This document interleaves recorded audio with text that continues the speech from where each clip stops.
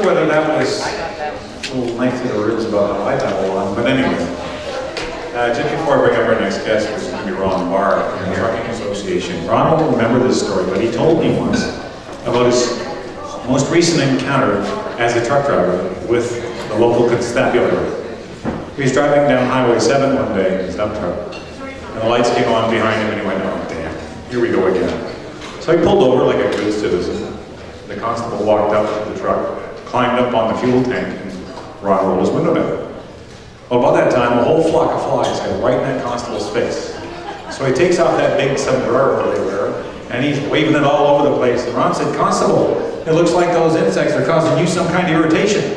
He said, "Driver, they're making me crazy." He said, "I can see that. Back on the farm, they call them circle flies." Circle flies? Absolutely, Constable. Them there flies will circle a horse's arse all day. He said, "Driver, are you calling me a horse's arse?" And Ron, being a very cagey man, said, "Oh, no, not me. I'd never do that. But I've never met anybody yet who'd been fooled with those circle flies." Anyway, Ron, please. Now, Ron, give you information, and then the Trucking Association, we want to talk about fairness is a two-way street. Thank you, Nick. And he doesn't need a microphone, but we make it use one anyway. Listen, I can breathe. I cannot breathe for 30 minutes and keep talking. I've called over 10,800 horse races in my life. So, you know, I don't even need this. But let's hear it for Nick and his wife. Excellent, excellent work he does on the radio. We appreciate that. I'd also like to recognize Tammy Hart. What a trooper. So, Tammy, where in the hell did we go wrong? How did we ever get to the point where we cannot determine what we want to do as citizens or elected officials? No, we stopped paying attention. Beth. Thank you, Pat. I'm the only heckler in the room, Beth. I'm the only heckler in the room. Anyway, yes, I took over the Greater Ottawa Truckers Association, gotta be almost 2 years ago. I got it because I ran for mayor in the city or the town of Russell where they imposed the bilingual sign bylaw. So I never forget, I put my name in the ring. I run 5 different businesses out of town. I just opened a driving school in St. Thomas, Ontario, because I'm going to tell you, every week I drive 2,000 kilometers. As soon as I get to around Kingston and I see the bilingual crap on the highways, it makes me sick. And I can't wait till the weekend's over and get back on the road to English Canada, is what I like it. I have no problem with the French. Sir John Serge is one of my best friends. You know, I got to tell you though, he never ever reaches in his pocket when he's around me. Just a side note, yeah, he's looking there. I wish to remain silent. I'm not going to say nothing, Ron. Anyway, I walked down to the Legion. I just threw my hat in the ring. I really wasn't well known in my little community because I worked out of town. And I'll never forget, I walked in, 12 guys sitting there. First thing out of their mouth, "What makes you think you can run for effing mayor if you can't speak effing French?" And I just backed up. I pulled $200 out of my pocket, which was the application fee. I pounded my fist right on the table. I said, "You want to make this a French-English issue, ladies and gentlemen, I'll shout out each and every one of your bums." I stood for an hour and a half. I took every question. I didn't back down. Guy comes up to me after, Lloyd Griffith, never met him before. He ran the Truckers Association. He offered me a job because he says, "I need a guy like you that's tough." I told him basically to go pound salt. Long story short, I went away. A month and a half later, I went to Jamaica, January the 7th to the 14th. I come back and Mike McHugh, who was a former mayor of Russell, who I sat in the Greater Ottawa office with because he was the general manager when I threw my hat in the ring. And I asked him what the hell I got myself into. I considered him a good friend. He helped me run. And he died a couple of months later. He had a diabetic shock. Long story short, I got approached about the job again. I wrote my terms down. I conveyed my terms to the board of directors, and you know, I took it over. And what an experience dealing with the likes of the government. One of my first responsibilities, and I won't belabor this because I'll get into more recent details. I got the snow list. I realized on this snow list there was 34 companies that worked for in Gatineau. They were from Gatineau. They were permitted to move snow for the city of Ottawa. So I took my plight to the city. They basically fluffed it off as saying it is what it is. I took it to job protection, which is the interprovincial leg, and we discovered that 32 of those companies that were registered to work for the City of Ottawa weren't even registered to work in the province of Ontario. So, you know, we had a bit of a kerfuffle there. What the Great Ottawa truckers did, we kept pounding the pavement. We finally got...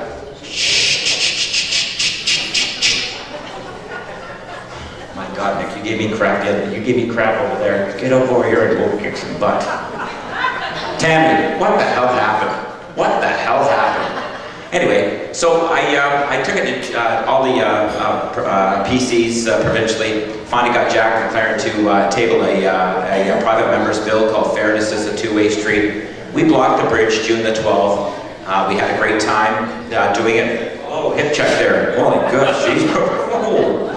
So we blocked the bridge, and we had the good support of the RCMP. I gotta tell you, they called me that morning, and I thought I was in hell. I thought I was in crap. I hadn't realized till I was on the radio with Nick the night before when somebody calls in and says, do you know the bridge you're gonna block is a non-commercial routed bridge? And I thought, holy mackerel. I had everything else figured out except for that. Remember that, Nick? This guy calls it, well, do you know that's a non-commercial bridge? I'm reading the paper that night after they fined 46 people a day before for having commercial vehicles on this bridge. Well, here I'm coming with 12 trucks. So I get a call from the cops that morning.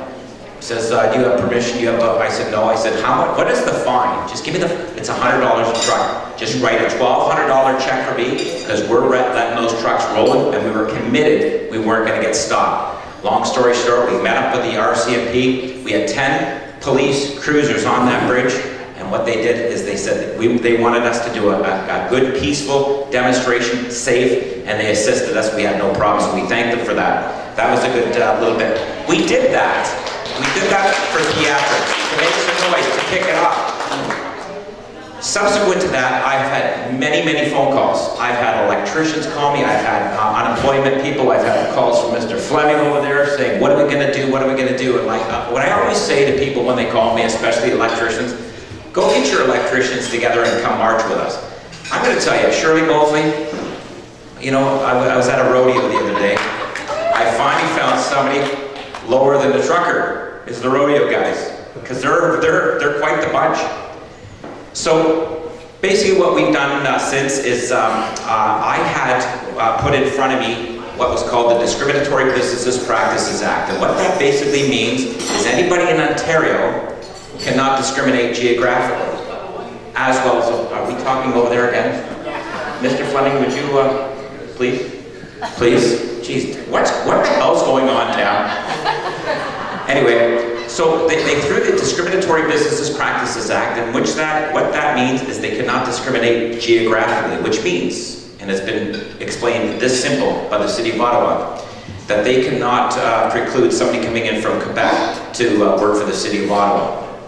So now what I've done is I've had meetings, numerous meetings with the levels of government in Toronto. I've had one meeting, I had 3 different governments, the Ministry of Consumer Services, Transportation, and Labor, to decipher. And I'll never forget, I'm sitting with all these assistants in here, and they gotta be 12 years old. I used to be the youngest general manager of the racetrack. I was the youngest guy. Now I'm like, look at this, I'm old. 52 and I'm old. But I'm dealing with these kids. I swear they're 12, not even shaving yet. And all of the work I had done, I talked to Minister Murray, I've talked to NACFE, I've talked to everybody that I can. I'm sitting in front of these guys and they were so unprepared, and I just said, guys, I'm gonna tell you straight up, I don't fool around with guys like you. I'm doing this as a courtesy for your ministers, but if you guys are gonna come this ill-prepared, then you know what, let's just call this a day, and I'll go to the media, the likes of Nick, and I'll start discussing what's going on with that. So, trust me, they picked it up a little bit. I've got the ministers involved. I'm going to move one step further on this LRT. I want to have a bit of a discussion, and I'm going to mention briefly about, I'm getting inundated with phone calls with regards to what's happening with the snow and the changing of the contracts. I had a chance meeting with an engineer, and he's from SNC Lavalin. And when he said that to me, and knowing I'm from Ottawa, I knew they're part of the Charbonneau Commission and a little bit of production in Bangladesh. The guy was smart enough, and he did work on that Bangladesh bridge. And everybody he worked with prior to him resigning is in jail right now for the corruption. And he said it was so bad, if you didn't subscribe to doing the corrupt that they wanted, you just didn't fit.